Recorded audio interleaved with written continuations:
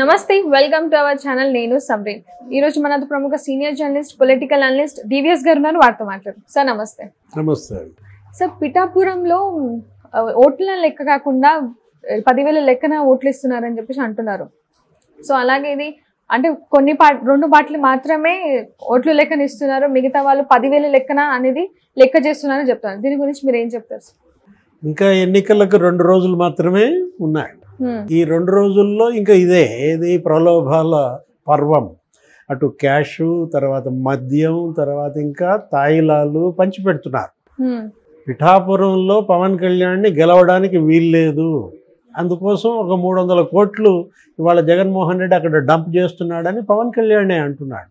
ముద్రగడ పద్మనాభం గారు పిఠాపురాన్ని ప్రతిష్టాత్మకంగా తీసుకోవటం, చివరికి ముద్రగడ కుటుంబంలోనే అది చీలిక రావడం, ఆయన కూతురే ఆయన పైన తిరగబడి పవన్ కళ్యాణ్కి మద్దతు ప్రకటించడం మనం చూసాం. ఇప్పుడు పిఠాపురంలో ఓటుకు 10,000 అంటే నిన్న పవన్ కళ్యాణ్ ఇచ్చిన ఇంటర్వ్యూ మీరు చూశారు. ఏంటి, ఓటుకి 5,000 ఇస్తున్నారండి అంటే, ₹1,00,000 ఇచ్చినా, కుటుంబానికి ₹1,00,000 ఇచ్చినా జగన్మోహన్ రెడ్డికి ఓటేయరు అని స్పష్టంగా చెప్పారు. అంటే జగన్మోహన్ రెడ్డి మీద అంత వ్యతిరేకత ఉంది.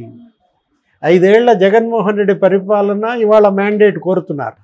తను ఏం చేశాడు, తను ఏమి చేస్తానని చెప్పాడు, ఇప్పుడు ఏం చేశాడు అని ప్రజలు ఇవాళ ప్రోగ్రెస్ షీట్ చూస్తున్నారు.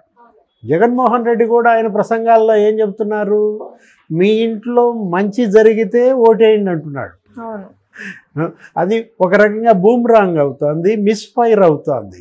మీ ఇంట్లో మంచి జరిగితేనే నాకు ఓటేయండి అని అన్న ఏకైక నాయకుడు మా జగన్మోహన్ రెడ్డి. మరి ఎంత ధీమా లేకపోతే మాకు అసలు ఓట్ల వర్షం అని వైసీపీ నాయకులు అదొక పెద్ద కాంప్లిమెంట్గా. ఇంతకుముందు ఏ నాయకుడు, ఏ ముఖ్యమంత్రి ఆ కామెంట్ చేయలేదు. ఎంత దమ్ము ధైర్యము ఉంటే మీ ఇంట్లో మంచి జరిగితేనే ఓటేయండి అని అడుగుతాడు. వాళ్ళు అనేది ఏంటి, ఏ ఇంట్లో మంచి జరిగిందని నీకు ఓటేస్తారు. ప్రతి ఇంట్లో ఇవాళ జగన్మోహన్ రెడ్డి బాధితులు ఉన్న పరిస్థితుల్లో ఇవాళ పథకాలన్నీ రద్దు చేశారు. 130 పైగా స్కీములు రద్దు చేశారు జగన్మోహన్ రెడ్డి. 5 ఏళ్లలో అన్నా క్యాంటీన్లు మూసేశారు, విదేశీ విద్య ఎత్తేసారు, మొత్తం రంజాన్ తోఫా కానీ లేకపోతే క్రిస్మస్ గిఫ్ట్, పండగ కానుకలన్నీ రద్దు చేశాడు, ఫుడ్ బాస్కెట్ ఎత్తేసాడు. ఇలా రద్దు చేసిన స్కీముల లిస్టు చదువుతున్నారు ఎవరు, తెలుగుదేశం, జనసేన. జగన్మోహన్ రెడ్డి ఏమో తను నొక్కిన బటన్ల గురించి చెప్తున్నాడు. నేను 130 బటన్లు నొక్కాను, మీరు వచ్చి కనీసం 2 బటన్లు నొక్కండి అంటాడు. ఇవాళ జగన్మోహన్ రెడ్డి గతంలో చంద్రబాబు పైన ఏ అవినీతి ఆరోపణలు అయితే చేశాడో ఆ అవినీతి రహిత పరిపాలన అందించాడా? అప్పుడు ఆయన ప్రతిపక్ష నాయకుడిగా జగన్మోహన్ రెడ్డిని ఏమన్నాడు, చంద్రబాబుని శాండ్ మాఫియా అన్నారు. తెలుగుదేశం నాయకులంతా ఇసుకలో దోపిడీ చేశారని ఆరోపించారు. ఇప్పుడు ఈ 5 ఏళ్లలో జగన్మోహన్ రెడ్డి, వైఎస్ఆర్ కాంగ్రెస్ పార్టీ నాయకులు ఇసుక దోపిడీ చేయలేదా? ఇసుక ఏ విధంగా ఇక్కడ ఆంధ్రప్రదేశ్లో దోపిడీకి గురవుతుందో సుప్రీంకోర్టే కన్నెర్ర చేసింది. ఇక్కడ కలెక్టర్ల మీద తీవ్రమైన అక్షంతలు వేసింది. దగ్గర 600 పైగా రీచ్లలో ఏ విధంగా తవ్వేస్తున్నారు, ఎలా మరి పొరుగు రాష్ట్రాలకి ఇసుక రవాణా చేస్తున్నారు, అటు తెలంగాణ, ఇటు ఒరిస్సా, తమిళనాడు, కర్ణాటక, ఆంధ్రప్రదేశ్ ఇసుక అదో పెద్ద స్కామ్. 40,000 కోట్ల విలువైన దోపిడీ ఇసుకలో జరిగిందని బీజేపీ అధ్యక్షురాలు పురంధేశ్వరి సుప్రీంకోర్టుకే పంపింది. కేంద్ర ఎన్నికల సంఘానికి ఫిర్యాదు చేసింది, ప్రధానమంత్రికి వినతి పత్రాలు ఇచ్చారు. అదే కాదు, ఇప్పుడు మద్య నిషేధం చేస్తానన్నాడు, కానీ మద్యం ఏరులై పారిస్తుంటవే కాకుండా చీప్ లిక్కర్, జే బ్రాండ్ అనేది ఏదో మద్యం తీసుకొచ్చాడు. అసలు డిస్టిలరీస్ అన్నీ కూడా జగన్మోహన్ రెడ్డి ఆయన బినామీలు స్వాధీనం చేసుకుని బూమ్ అని ఏదో ప్రెసిడెంట్ మెడల్ అని 3 క్యాపిటల్స్ అని ఇలా చీప్ లిక్కర్ ఎలా తయారు చేసి అక్కడ వాళ్ళ యొక్క ఆరోగ్యాన్ని దెబ్బతీశారో. 25% మంది లివర్ దెబ్బతిందంట. దాని మీద ఒక పిటిషన్ పంపారు. ఏది, అదొక 40,000 కోట్ల స్కామ్ అన్నారు. ఏది, లిక్కర్ మాఫియా. 1,25,000 కోట్ల మద్యం అమ్మడం మరి జగన్మోహన్ రెడ్డి చేసిన మద్య నిషేధమా? ఇలా ఇవాళ ఏం చేస్తున్నారు, గోవా మద్యం అంట, ఎక్కడెక్కడి నుంచో గోవా నుంచి మద్యం ఇక్కడ తీసుకొచ్చి వీళ్ళని తాగబోపిస్తుంటే వాళ్ళేమో ఏ బ్రాండ్లు వద్దు, గోవా మద్యం వద్దు అని చెప్పేమో వాళ్ళు తిరగొడుతున్నారు. ఇప్పుడు మద్య నిషేధం చేస్తానన్న మనిషి ఇలా మద్యం ఏరులై పారించినందుకు మరి ఓట్లేస్తారా?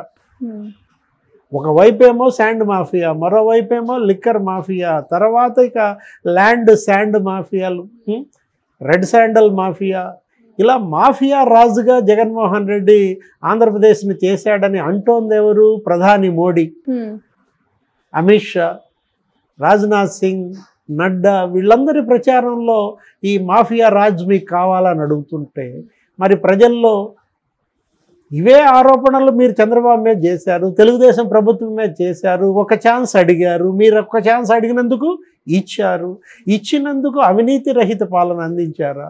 ఒక్కొక్క మంత్రి ఇవాళ 1000 కోట్లు దోపిడీ చేశారని, ఒక మంత్రి పెద్దిరెడ్డే 35,000 కోట్ల దోపిడీ చేశారు. ఒకప్పుడు ఆయన మోటార్ సైకిల్కి గతిలేని ఆయన 35,000 కోట్ల సంపాదన ఎక్కడి నుంచి వచ్చిందని వైసీపీ నాయకులే నిలదీశారు.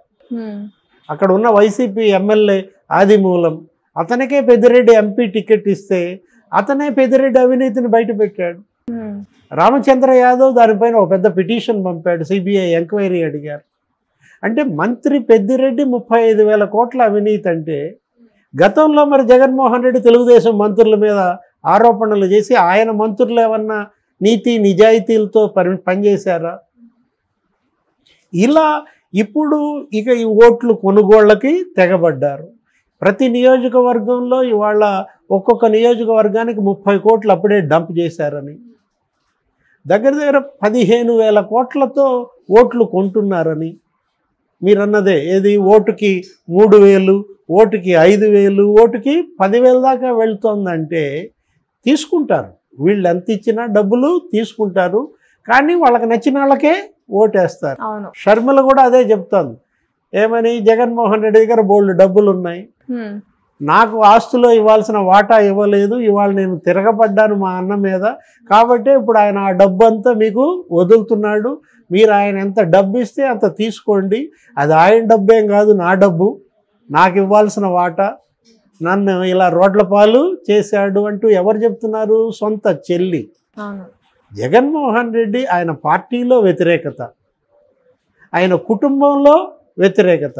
జగన్మోహన్ రెడ్డికి ఓటు వేయొద్దు అని ఎవరు చెప్తున్నారు? కుటుంబ సభ్యులే చెప్తున్నారు. సొంత చెల్లెళ్ళే జగన్మోహన్ రెడ్డిని హంతక పార్టీ అని, నా తండ్రి రక్తంతో తడిసిన పునాదులపైన నిర్మించిన పార్టీ వైఎస్ఆర్ కాంగ్రెస్ అంటూ సునీత ప్రచారం చేస్తోంది. హంతకుడికి టికెట్ ఇచ్చారు అని అవినాష్ రెడ్డిని ఓడించమని వాళ్ళు పిలిపిస్తున్నారు. ఇలాంటి పరిస్థితుల్లో పవన్ కళ్యాణ్ అన్నట్టుగా ఆయన ఓటుకు 5,000 కాదు, 10,000 కాదు, కుటుంబానికి 1,00,000 ఇచ్చినా జగన్మోహన్ రెడ్డికి ఓటేయరు, వైఎస్ఆర్ కాంగ్రెస్ పార్టీకి ఓటేయరని వాళ్ళు పవన్ కళ్యాణ్ అన్నాడంటే అది అతనిలో ఉన్నటువంటి ధీమా. అంతగా ప్రజల్లో జగన్మోహన్ రెడ్డి పైన, ఆయన పార్టీ పైన వ్యతిరేకత ఉందన్నమాట. ఇప్పుడు చిరంజీవి కూడా చంద్రబాబుతో భేటీ అయ్యారని చెప్పేసి అంటున్నారు. చిరంజీవి ఇవాళ నిన్న పద్మ విభూషణ్ అవార్డు అందుకున్నారు. అవును, పద్మ విభూషణ్ చిరంజీవి అవార్డు అందుకున్న సందర్భంగా చంద్రబాబు అందరూ కూడా గ్రీట్ చేశారు. ఆ తర్వాత ఆయన ఒక వీడియో కూడా రిలీజ్ చేశారు. ఏది? ఒక 4 days బ్యాక్. చిరంజీవి ఏమని? మా కుటుంబంలో ఆఖరి వాడైనా సమాజాన్ని సేవ చేయడంలో ముందుంటాడు, నంబర్ 1 నా తమ్ముడికి ఓట్లేసి గెలిపించండి అని చెప్పి. ఇవాళ ఎవరైనా సరే ఈరోజు ఈ పరిస్థితుల్లో ఆంధ్రప్రదేశ్ ఉన్నప్పుడు మౌనంగా ఉండే మేధావుల వల్ల ప్రజాస్వామ్యానికి ప్రమాదం అంటూ కౌలు రైతులకి తన సొంత సంపాదన ఇంత ఇచ్చాడు, జవాన్లకి తన సొంత కష్టార్జితం ఇంత ఇచ్చాడు, మత్స్యకారులకి ఇంత ఇచ్చాడు.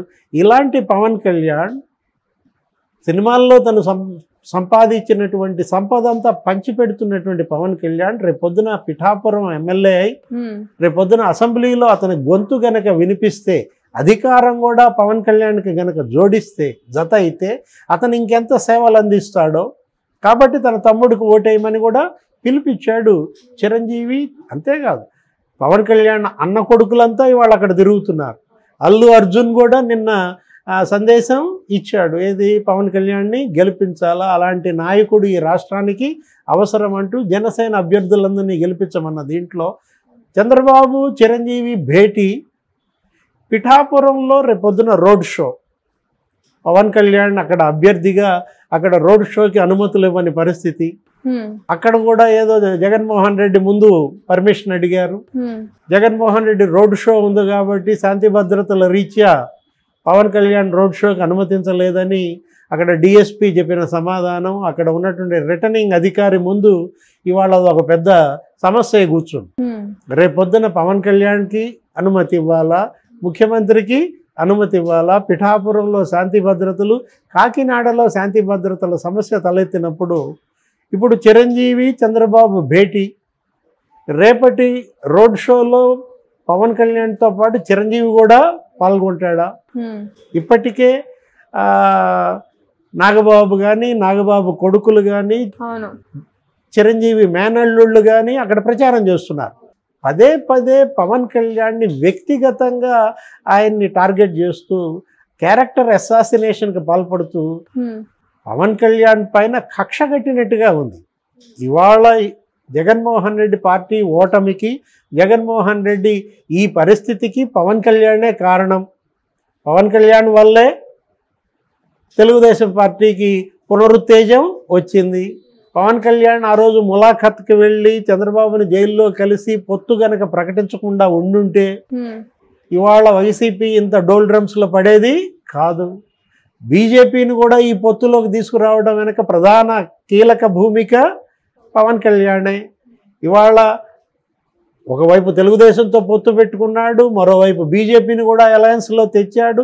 వీటన్నిటికీ కారణం పవన్ కళ్యాణే కాబట్టి అతన్ని టార్గెట్ చేయడం కోసమే జగన్మోహన్ రెడ్డి అనేక కుట్రలు కుతంత్రాలు పాల్పడుతున్నట్టుగా కనపడుతోంది. ముద్రగడ పద్మనాభాన్ని ప్రయోగించడం కూడా అందులో భాగమే. ఇంతగా ఎంత కుట్రలు చేస్తే, కుతంత్రాలు చేస్తే పవన్ కళ్యాణ్ అంత బలోపేతం అవుతాడు. ప్రజలు అతని వైపు టోటల్గా పవన్ కళ్యాణ్ సెంట్రిక్గా జరిగే అవకాశం ఉంది. Thank you sir. నమస్తే.